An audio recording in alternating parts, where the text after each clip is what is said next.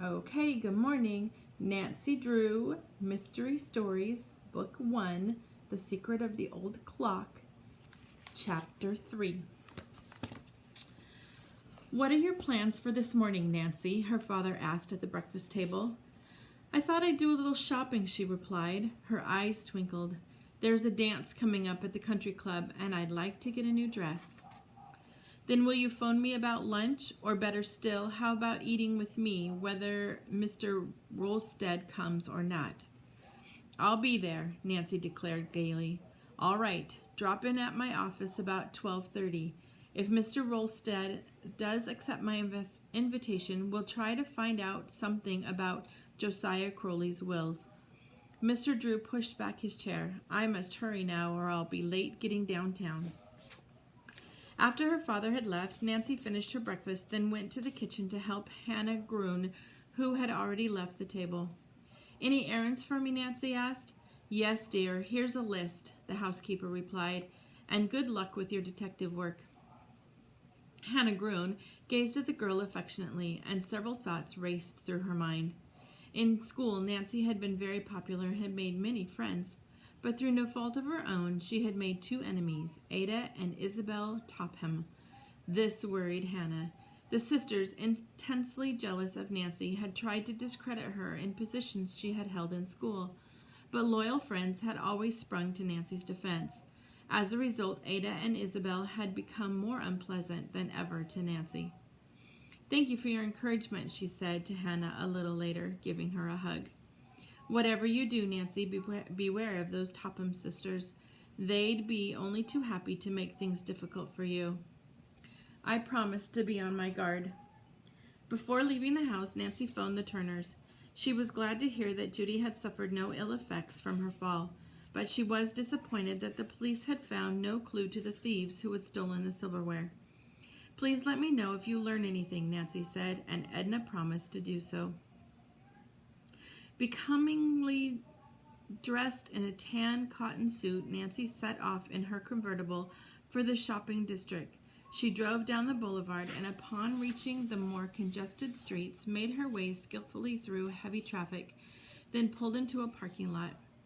I think I'll try Taylor's department store first for a dress, she decided. Taylor's was one of the River Heights' finest stores.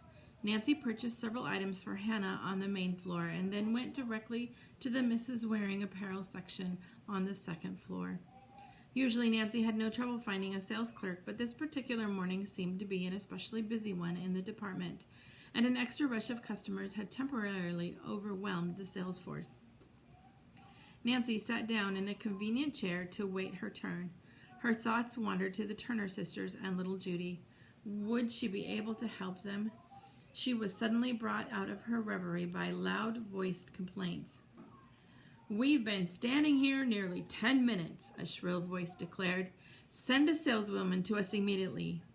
Nancy turned to see Ada and Isabel Topham speaking to the floor manager. I'm afraid I can't, the manager replied regretfully. There are a number of others ahead of you. All our salespeople are... Perhaps you don't know who we are, Ada interrupted rudely. Indeed I do, the floor manager told her wearily. I will have a salesman here in a few moments, if you will only wait. We are not accustomed to waiting, Isabel Topham told him icily.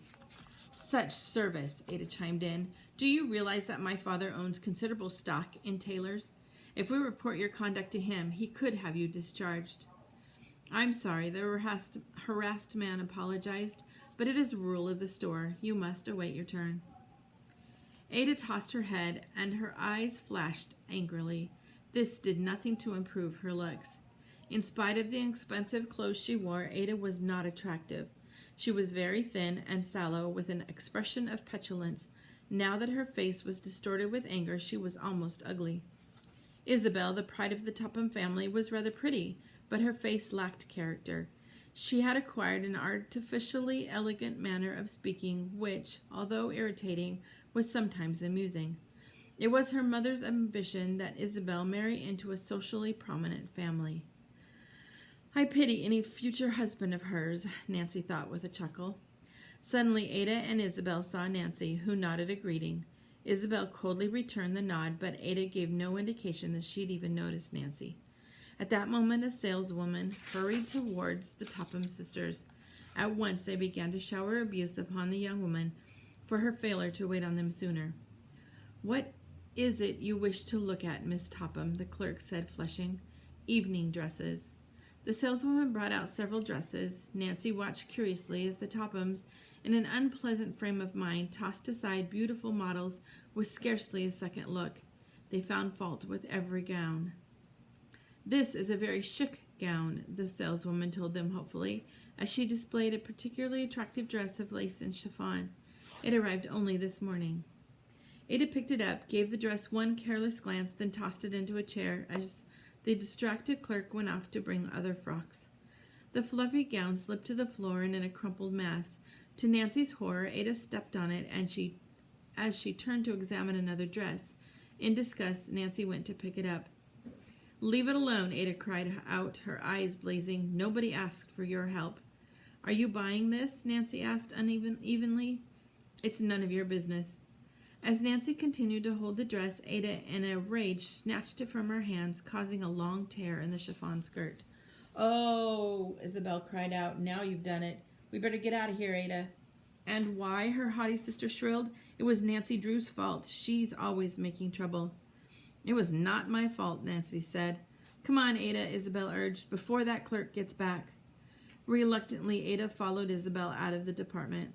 As they rushed toward a waiting elevator, Nancy gazed after them. At this moment, the saleswoman had reappeared with an armful of lovely frocks. She stared in bewilderment at the torn dress. "Where did my customers go?" she asked Nancy worriedly.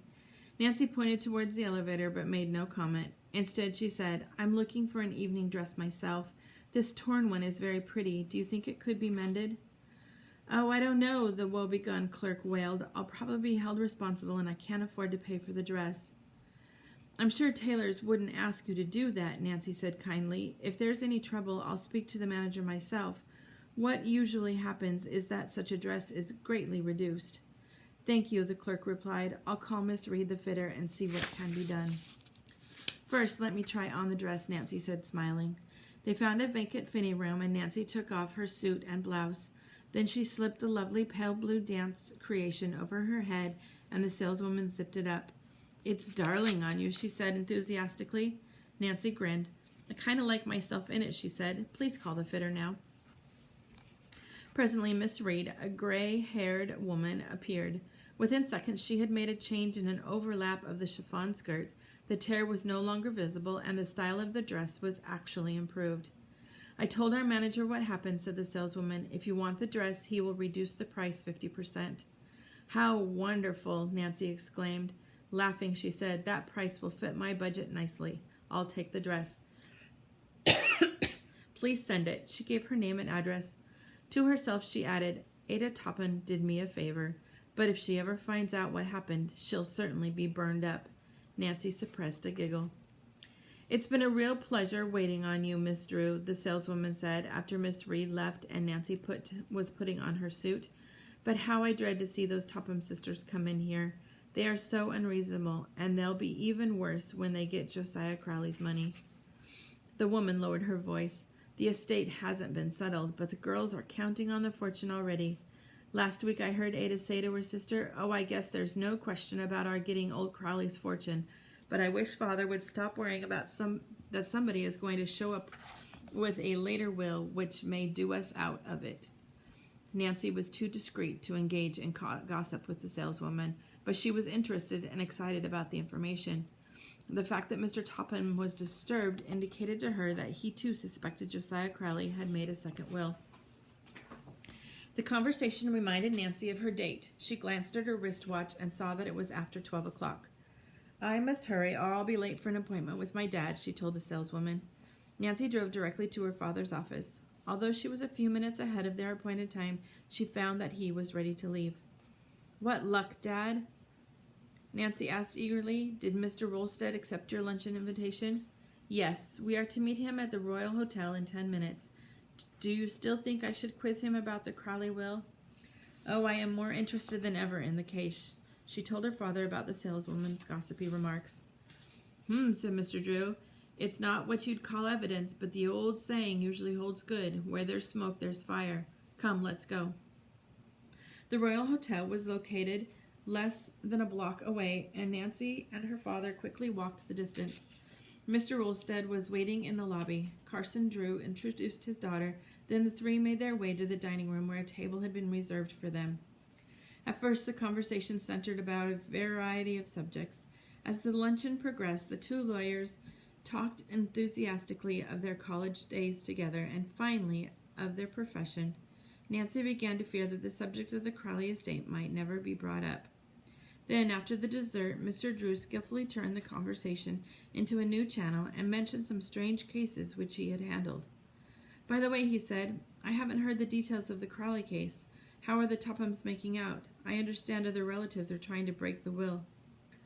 For a moment, Mr. Rolstead remained silent. Was he reluctant to enter into a discussion of the matter? Nancy wondered. Finally, the lawyer said quietly, The settlement of the estate wasn't given to me, Carson, but I confess I've followed it rather closely because of something that happened a year ago. As the present will stand, I do not believe it can be broken. Then the Tophams fall heir to the entire estate, Mr. Drew commented. Yes, unless a more recent will is uncovered. Another will? Carson Drew inquired innocently. Then you believe Crowley made a second one? Mr. Rolstead hesitated as though uncertain whether or not he should divulge any further information. Then with a quick glance about him, he lowered his voice and said, Of course, this is strictly confidential.